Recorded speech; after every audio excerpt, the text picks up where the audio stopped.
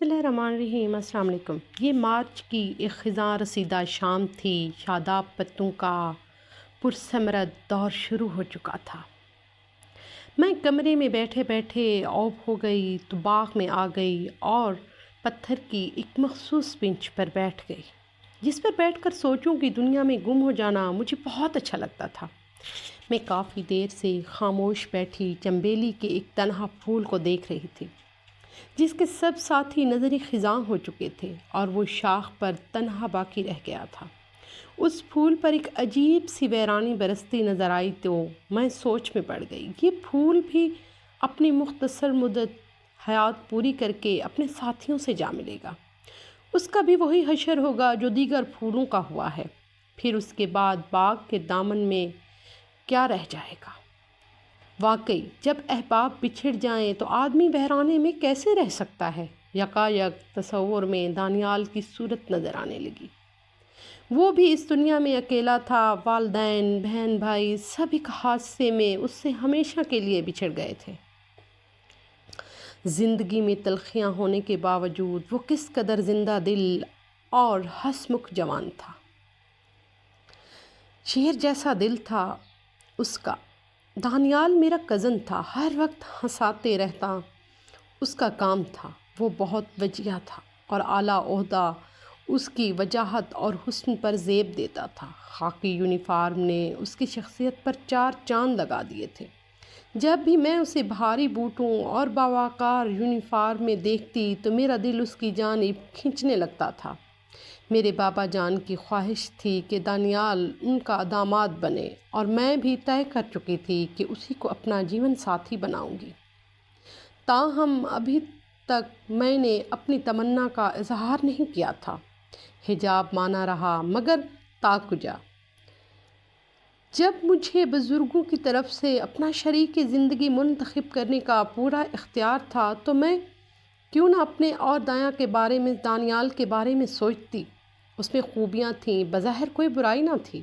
لائق، صابر، شریف خاندان، بہترین سیرت کا مالک تھا، پھر عہدے کے لحاظ سے بھی معزز تھا، وطن کا پاسبان تھا۔ اس رشتے پر کسی کو کیا اعتراض ہو سکتا تھا؟ جب اس کے والدین حادثے کی نظر ہوئے تو کچھ دن وہ ہمارے ساتھ رہا، پھر بڑی خالہ اسے اپنے گھر لے گئیں۔ تب سے وہ وہیں رہتا تھا۔ ایک دن میں نے زبان کھولی اور دانیال کے حق میں ووٹ دے دیا۔ امی ابو پہلے ہی یہ چاہتے تھے کہ وہ خوش ہو گئے۔ انہوں نے بڑی خالہ اور خالو سے بات کی اور پھر دانیال نے بھی مجھے اپنی پسند کر کے حامی بھر لی۔ لیکن اس کا کہنا تھا کہ وہ منگنی وغیرہ کے چکروں میں نہیں پڑنا چاہتا، سیدھا 1.5 سال بعد شادی کرے گا۔ جب اس کی ترقی ہوگی وہ اگلے رینک میں جائے گا۔ اس کی پوسٹنگ کسی بڑے اور اچھے شہر میں متوقع تھی۔ ان دنوں وہ پہاڑی علاقوں پر ڈیوٹی دے رہا تھا جہاں فیملی کا ساتھ نہیں رکھا جا سکتا تھا۔ یہ خاصا دشوار گزار علاقہ تھا۔ سارا سال برف پوش پہاڑ سفید لبادہ اوڑھے رہتے تھے اور ٹھنڈ سے اچھے اچھوں کے حوصلے پست ہو جاتے تھے۔ دانیال جب پہاڑی علاقوں سے شہر آتا تو مجھے فون کرتا۔ جب میں کہتی کہ میں ایک ایک دن گن کر گزار رہی ہوں کہ کب تمہاری ہمارے گھر کے قریب پوسٹنگ ہو اور تم ہمارے گھر آیا کرو، تو وہ یہ سن کر بہت اداس ہو جاتا اور کہتا، ہم مجاہد ہیں، ہمارے دعا تمہاری دعا کے ساتھ مل کر جلدی اللہ کی بارگاہ میں پہنچے گی تاکہ قبول ہو، لہٰذا خوب دعا کیا کرو۔ تب میں ہنس کر کہتی، ہاں امید پر تو دنیا قائم ہے۔ ان دنوں میں BA کے آخری سال میں تھی۔ میرے ساتھ ملیحہ بھی تھی۔ وہ میری بہت اچھی اور ہم جماعت تھی جو بعد میں میری بہترین سہیلی بن گئی۔ ملیحہ خوبصورت ہونے کے ساتھ ساتھ ملنا سار اور خوش مزاج بھی تھی، اسی لیے ہر دل عزیز اور مقبول تھی۔ جہاں جاتی جانے محفل بن جاتی اور سب اس کے گریدہ ہو جاتے۔ اس میں بڑی خوبی تھی، اپنی کم کہتی، لوگوں کی زیادہ سنتی، ہر ایک کے ساتھ خندہ پیشانی سے بات کرتی اور سب کی عزت کرتی، بدلے میں اسے بھی عزت ملتی تھی۔ مجھے بھی ملیحہ کی یہی خوبیاں پسند تھیں، مگر سب خوبیوں سے بڑھ کر ایک اور بھی وصف تھا۔ اس میں سنجیدہ محفل کو اپنی شگفتہ باتوں سے زعفران زار بنانا اس پر تمام تھا۔ اس کے مذاق شائستہ ہوتے، لیکن اکثر اپریل کی پہلی تاریخ کو کبھی کبھار وہ ہم لوگوں سے زیادتی بھی کر جاتی تھی۔ چونکہ ہم سب کو اس سے محبت تھی تو ہم اس کی ان کبھی کبھار کی زیادتیوں کو سہ جاتے تھے اور برا نہیں مناتے تھے۔ مجھے خاص طور پر اس پر بڑا اعتماد تھا، اور کیوں نہ ہوتا، وہ تھی ہی اعتبار کے قابل۔ میں اسے اپنے دل کی ہر بات بتایا کرتی تھی، مگر مجھے اعتراف ہے کہ مجھے سے ایک غلطی ہو گئی۔ نہ جانے کیوں میں نے اسے دانیال کے بارے میں کچھ بھی نہ بتایا اور آخری وقت تک اسے اپنے جذبات سے لا علم رکھا۔ سوچوں میں شام ڈھل گئی، وقت گزرنے کا احساس ہی نہ ہوا۔ میں ابھی بھی پتھر کی بینچ پر پتھر کا بت بنی بیٹھی تھی کہ اچانک میری چھوٹی بہن نے آ کر مجھے خیالوں کی دنیا سے نکالا۔ باجی، آپ یہاں بیٹھی کیا کر رہی ہیں؟ امی بلا رہی ہیں آپ کو۔ عاشی کی آواز پر میرے خیالات کی تسبیح ٹوٹ گئی اور یادوں کے موتی بکھر گئے۔ عذرا اور خالہ جان آئی ہیں۔ اچھا، خالہ جان کے ساتھ عذرا بھی آئی ہے؟ میں نے بے یقینی سے دہرایا تھا۔ اتنے میں عذرا بھی آ گئی۔ اس نے کہا، باجی آپ کا دل یہاں کیوں لگتا ہوگا؟ لاہور جیسی رونق تو نہیں ہے یہ جگہ۔ یہاں عذرا کیا کہتی ہو؟ مانا یہاں لاہور جیسی ہنگامہ پر رونقیں نہیں ہیں، لیکن قدرتی مناظر کی بہتات ہے۔ یہاں زندگی میں ٹھہراؤ ہے، ایسی خاموشی اور سکوت پر تو ہزاروں تکلم نثار ہیں۔ تب کسی نے پیچھے سے گہر لگائی تو میں نے مڑ کر دیکھا، وبان دانیال کھڑا تھا۔ گویا شہزادہ گلفام بھی خالہ جان کے ساتھ آئے تھے۔ میری ساری افسردگی ہرن ہو گئی۔ میں پھر سے جی اٹھی تھی۔ بھئی یہ شہر نہیں، شہر خاموشاں ہیں۔ مجھے تو ذرا بھی یہ جگہ پسند نہیں۔ اب کیا قدرتی مناظر کو لے کر جائیں؟ عذرا بی بی، یہ تمہارا لڑکپن ہے، تم ابھی قدرتی مناظر کے معنی خیزوں کو نہیں سمجھتی۔ دانیال نے میری طرفداری کی تو عذرا برا سا منہ بنا کر رہ گئے۔ رات ہولے ہولے شام کے محل کی سیڑھیاں اتر کر ہمارے صحن میں آ گئی تو ہم سب اندر جا کر گپ شپ میں مصروف ہو گئے۔ کتنے خوشیوں بھرے اور سنہرے دن تھے وہ بھی۔ میں نے دکھ سے ٹھنڈی آہ کھینچی اور پھر یادوں کی ریل پر سوار ہو گئی۔ اس دن ملیحہ بھی آ پہنچی تھی۔ وہ میرے اصرار پر 2 دن کے لیے رہنے آئی تھی، کیونکہ 2 اپریل کو میری سالگرہ تھی اور ملیحہ کہتی تھی، شکر ہے ناز کہ تم 1 دن اور عالم بالا میں ٹھہریں گے، ورنہ سارا جہان بھی اپریل فول کے دن تمہاری سالگرہ مناتا۔ اس کی بات سن کر اکثر ہنس دیا کرتے تھے۔ اب دیکھو کل 1 اپریل ہے، بتاؤ کس کو فول بنائے؟ ہاں، مجھے یاد آیا، میرے دوست ملیحہ کو اپریل فول منانے کا بڑا چسکا تھا۔ وہ دوستوں کو بیوقوف بنانے میں اسے کمال حاصل تھا۔ گزشتہ اپریل میں بھی وہ ہمارے گھر پر تھی۔ صبح صادق کے وقت جب اذان ہو رہی تھی تو وہ منہ اندھیرے میں اٹھا کر گئی اور ایک دم شور مچ گیا، سانپ ہے، سانپ ہے، کالا ناگ۔ ہم سب سہم گئے۔ بھائی جان آنکھ ملتے ہوئے اٹھے، جلدی جلدی بندوق میں کارتوس رکھ کر پوچھا، کہاں ہے؟ کدھر؟ ادھر۔ ملیحہ نے چھوٹے کمرے کی طرف اشارہ کیا، وہ دیکھو۔ تبھی بھائی جان نے پھرتی سے 2 فائر کر دیے اور اس کے 2 ٹکڑے اڑ گئے۔ چھوٹے کمرے کے دروازے پر کوئی کالی سی زمین پر پڑی نظر آئی تھی۔ برآمدے کی بتی روشن کر کے دیکھا تو بھائی جان کی قیمتی نئی ٹائی تھی، جو حال میں اس کی سالی امریکہ سے لائی تھی۔ اس دن دعوت سے واپس آ کر بھائی نے کپڑے تبدیل کیے تو ٹائی کرسی پر رکھ دی اور اب اسی کے 2 ٹکڑے اڑے ہوئے تھے۔ ساتھ ہی میرے نئے جوتوں کی شامت آ گئی، جس میں چھروں نے ننھے ننھے سوراخ کر دیے تھے۔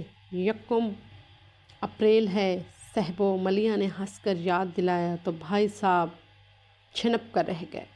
ٹائی کو ملیحہ نے اس انداز سے زمین پر گرایا تھا کہ سانپ پڑا نظر آ رہا تھا۔ ایک اور اس نے سانگ رچایا کہ اسے کرنٹ لگ گیا ہے، وہ زمین پر گر گئی۔ جب ڈاکٹر صاحب آئے تو پتہ چلا کہ اپریل فول تھا۔ وہ ویسے بھی بہت شرارتیں کرتی تھی، پیپل کے پتوں کا پان بنا کر محبت سے کھلا دیا کرتی تھی۔ کبھی لائی کی پھرنی پر نکری ورق جما کر دعوت کرتی، غرض ہنسنے ہنسانے کی خاطر بڑے پاپڑ بیلتی اور خوش ہوتی تھی۔ اپریل کی خزاں آلودہ شام آ گئی تو میں نے بتایا کہ دانیال بیمار ہے اور میں ان کی مزاج پرسی کے لیے نہیں جا سکتی کیونکہ میرا کل پیپر ہے۔ میرے پیپر ختم ہو چکے ہیں، تم کہو تو میں تمہاری طرف سے پوچھاؤں۔ ہاں پلیز، مگر ان سے ملتے ہی مجھے مطلع کر دینا اور اس کی خیریت کی اطلاع بھی دے دینا۔ اگلے دن وہ چلی گئی۔ اس نے جا کر فون کیا کہ دانیال خیریت سے ہیں اور اب طبیعت ٹھیک ہے مگر چھٹیوں پر ہیں۔ میں نے سجدے میں شکر ادا کیا کہ دانیال ٹھیک ہو گئے ہے۔ اپریل سے مئی آ گیا۔ مئی کی گرم دوپہر میں آم کے درخت تلے دانیال کے آنے کا انتظار کرتی رہتی تھی۔ پھر جون آ گیا۔ جب آم پک کر درخت سے گرنے لگے اور لو کی تیز جھڑک چلنے لگی تو دانیال نہ آیا اور نہ اس نے کوئی رابطہ کیا۔